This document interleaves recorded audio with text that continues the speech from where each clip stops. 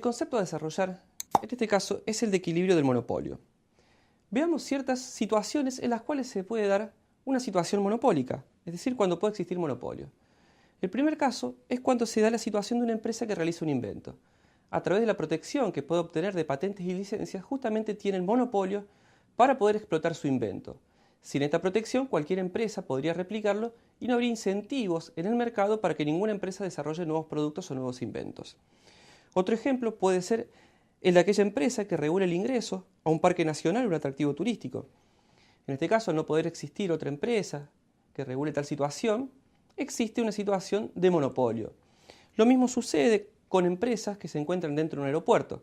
Dentro de ese lugar, de ese recinto, esa empresa actúa como un verdadero monopolio, ya que no va a tener competidores. Por último, se puede dar el caso de monopolios naturales, que hacen referencia a lo que es la producción de servicios esenciales, por ejemplo, una empresa proveedora de energía o de gas, en los cuales la proveedora, por lo general, en todo país, es una sola empresa que ostenta el carácter de tener un monopolio natural. Veamos el siguiente ejemplo a través del video en el cual Google es acusado de realizar prácticas monopólicas. Miércoles de Ciencia y Tecnología en Telesur, la conocida transnacional de servicios de Internet y telefonía móvil Google está siendo investigada por la Unión Europea ante la acusación, escuchen esto, monopolio y competencia desleal. Y no es la primera vez que la compañía estadounidense está en el ojo del huracán. Revisemos esta información. A lo largo de su corta historia, desde que fuera fundada en 1998, ha sido cuestionada por evitar, demorar o reducir al máximo el pago de impuestos, algo que se conoce técnicamente como ingeniería fiscal. La han criticado por colaborar con determinados países en la censura de Internet, con el fin de expandirse comercialmente en ellos y también por la infracción reiterada de derechos de autor.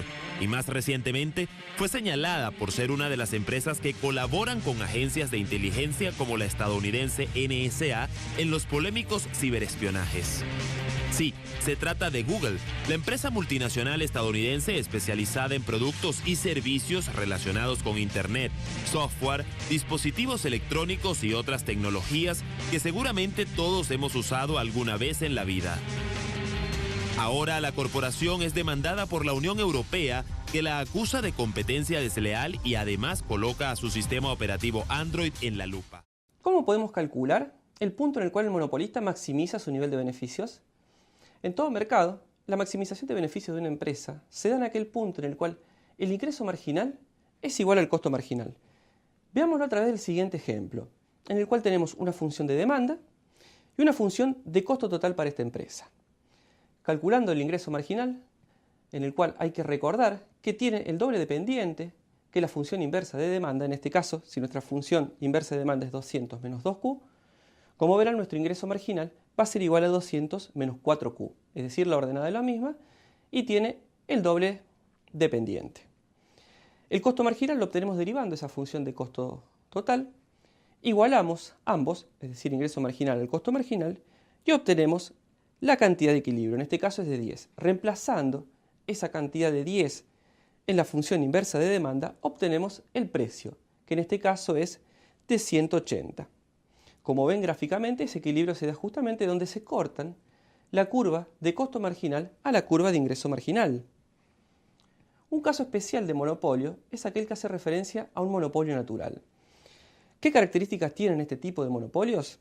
Por un lado, tienen altos costos fijos iniciales, tienen costos marginales bajos y tienen economías de escala. Esto hace que este tipo de servicios sea eficiente producirlos con una única empresa. Es decir, que haya dos empresas proveyendo servicios de gas o de electricidad no es eficiente para el mercado.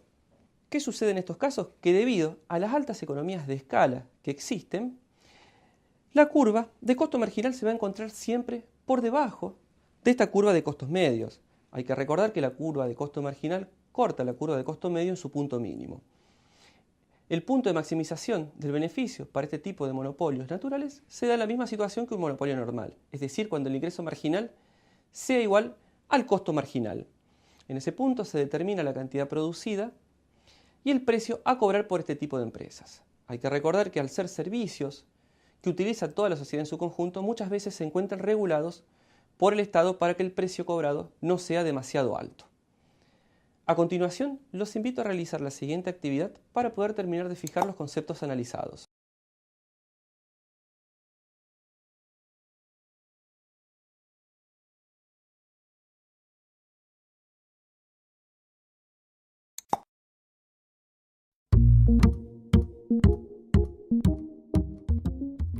Para resolver la actividad, ten en cuenta las siguientes claves de respuesta. Para lo que es la función de ingreso marginal, hay que ver que es la función de demanda con el doble dependiente, siempre teniendo en cuenta que es la función inversa de demanda, es decir, el precio expresado en función de la cantidad. La cantidad de equilibrio va a surgir de igualar el ingreso marginal al costo marginal. El precio de equilibrio se obtiene reemplazando esa cantidad obtenida en la curva inversa de demanda. El excedente del consumidor es el área comprendida arriba del precio, debajo de la demanda hasta la cantidad de equilibrio. Es sacar justamente el área de un triángulo. El beneficio total es la diferencia entre el ingreso total y el costo total para la cantidad de equilibrio.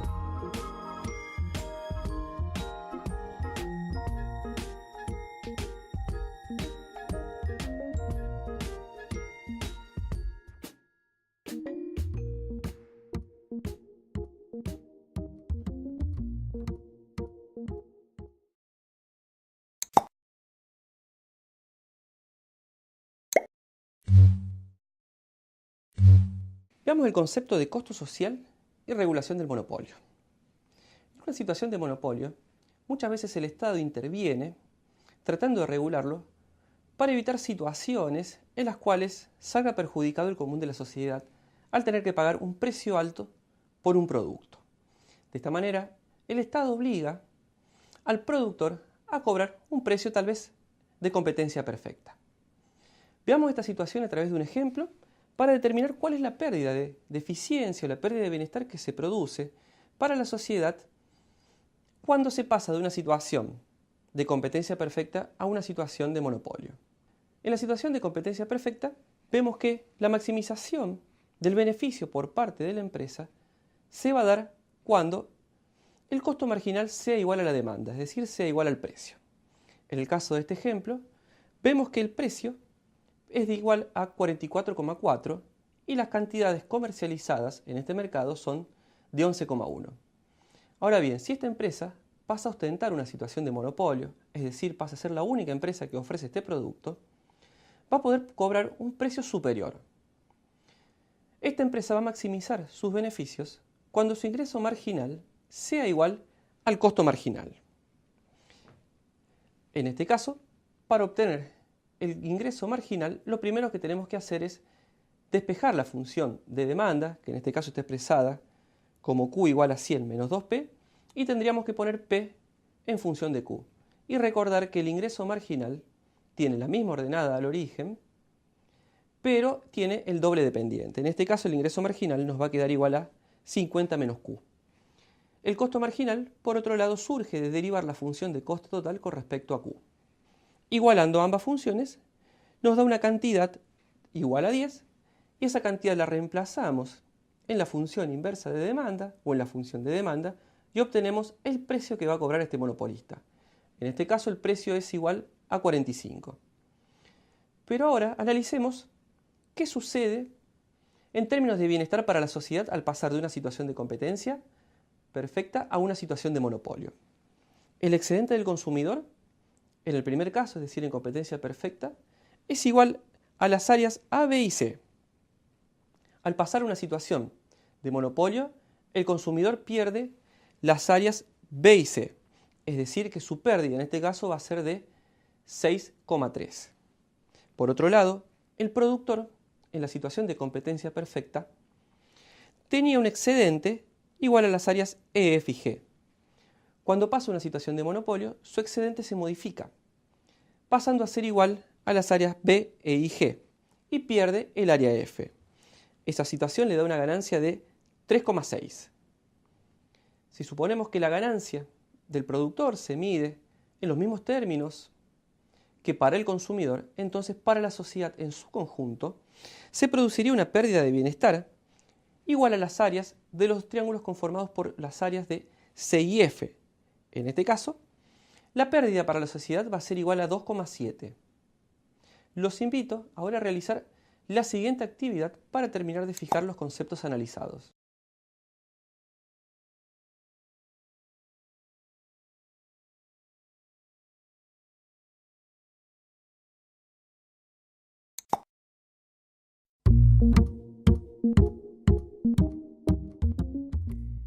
Para resolver la actividad, ten en cuenta la siguiente clave de respuesta.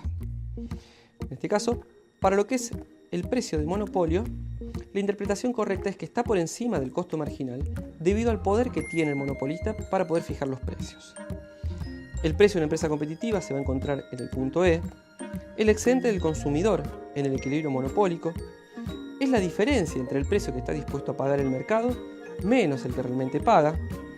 El cambio en el excedente del productor de pasar de un equilibrio competitivo a un monopólico es igual al área EDAH menos el área GHB.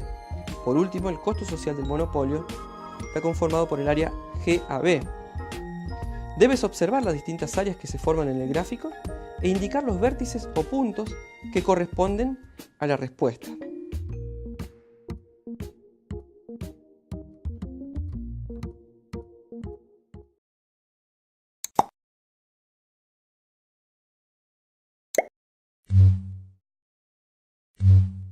Veamos el concepto de demanda y oferta de un factor. ¿Qué diferencia encontramos entre el valor del producto marginal y el ingreso del producto marginal? El primer caso, cuando hablamos de valor del producto marginal, hace referencia al valor de la producción adicional de un trabajador. Se calcula mediante el producto del precio por el producto marginal del trabajo. En este caso es la demanda de trabajo de una empresa que actúa en el mercado de bienes y en el mercado de factores de manera competitiva. Por otro lado, el ingreso del producto marginal es el ingreso de la producción adicional de un trabajador y se calcula mediante el producto entre el ingreso marginal y el producto marginal del trabajo. Y representa la demanda de trabajo de una empresa competitiva en el mercado de factores, pero monopólica en el mercado de bienes. Veamos esta situación a través de un ejemplo para determinar cuál es la cantidad de trabajadores a contratar por esta empresa. Vamos a suponer un salario de 900 y una función de producción igual a 12,5L menos 2L al cuadrado. Y a su vez tenemos en cuenta que el precio de mercado es de 200, es decir que la empresa actúa en un mercado competitivo en el mercado de bienes. ¿Cuál va a ser la cantidad de trabajadores de equilibrio? Lo que tenemos que hacer es igualar el valor del producto marginal, es decir, el precio por el producto marginal del trabajo, al nivel de salario. Igualando ambas funciones, el resultado me da una cantidad de trabajadores de 2. ¿Qué pasa ahora si la empresa contrata 3 trabajadores o un trabajador? En el primer caso, al contratar 3 trabajadores, el costo sube el 900, es decir que el trabajador adicional me cuesta 900, pero me genera un ingreso de 100, con lo cual me va a convenir reducir o mantener el nivel de trabajadores en 2 unidades. ¿Qué pasa si pasamos a contratar un trabajador? En este caso, el ingreso me sube en 1700 y el costo es de 900, entonces me va a convenir contratar trabajadores adicionales hasta llegar justamente al punto en el cual el precio sea igual al valor del producto marginal. Cuando hablamos de precio nos referimos justamente al salario. Pero ¿cómo es la oferta de trabajo del individuo? Veámoslo a través del siguiente video. Pues entre esas opciones disponibles que tiene y cuáles son sus preferencias, pues es como el individuo elige finalmente cuánto desea trabajar. Para cada salario hora va a tener unas distintas posibilidades de ocio y ocio y renta, y el individuo para cada salario entonces elige cuál es su óptima, cuál es su combinación óptima de ocio y renta. Bueno, cuando hay cambios en el salario, lo que podemos ver en ese modelo también es como el efecto sustitución y el efecto renta pues movilizan distintos deseos en el individuo que le pueden llevar a querer trabajar más ante una subida de salario, que es lo que le genera el efecto sustitución, o querer trabajar menos debido al efecto renta. Bueno, ahí tenéis indicado el resultado de un modelo de renta-ocio. En color amarillo tenéis cuando el salario hora es lo más bajo, en color verde cuando es superior, en color azul cuando es mayor, y en color rojo un salario hora pues el mayor de todos, ¿no? Pues es de 5, 10, 15 o 20 euros hora, pues eso es lo que tendríamos indicado, y vemos cómo esas líneas discontinuas, las funciones de las curvas de indiferencia del individuo entre renta y ocio, pues nos determinan esos óptimos donde son tangentes las curvas de indiferencia con las restricciones presupuestarias, y para cada salario hora pues tenemos una distinta cantidad óptima de renta en el eje vertical y de horas de ocio en el eje horizontal, que nos determina las horas de trabajo, ¿no? Pues 24 menos las horas de ocio serán las horas de trabajo. Entonces la diferencia que veis, pues por ejemplo para el amarillo, que nos marca ahí como 18,5 más o menos, pues la diferencia entre 24 y 18,5 es lo que tenéis abajo indicado en esa relación entre salario y horas de trabajo, lo que va a elegir el individuo. Como veis abajo, pues abajo lo que tenemos representado es para cada uno de esos salarios cuánto es la cantidad de trabajo que elige el individuo, y vemos cómo es pues creciente al principio y después, como sabemos que es la oferta de trabajo individual, para salarios muy altos se vuelve decreciente. ¿Qué sucede con la demanda cuando hay dos factores que son complementarios? En este caso, si cae el salario, se van a contratar más trabajadores. En este caso está L1, aumenta la productividad marginal del capital, por lo tanto va a aumentar la cantidad de capital y va a aumentar la productividad marginal del trabajo hasta L2. Uniendo ambos puntos, A y B, se obtiene justamente la demanda de trabajo. Los invito a realizar la siguiente actividad para terminar de comprender los conceptos que hemos analizado.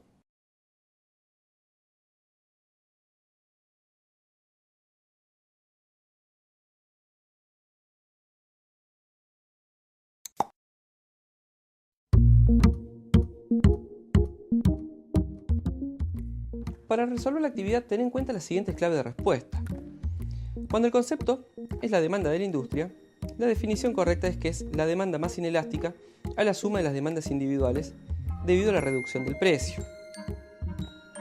Por otro lado, si es el valor del producto marginal del trabajo, es justamente la demanda de trabajo por parte de una empresa cuando ésta vende su bien en un mercado competitivo. Luego hay que tener en cuenta los gráficos a poner en el caso de una demanda de un factor cuando hay varios factores variables y la oferta de un individuo, que verán que es horizontal al nivel de trabajadores.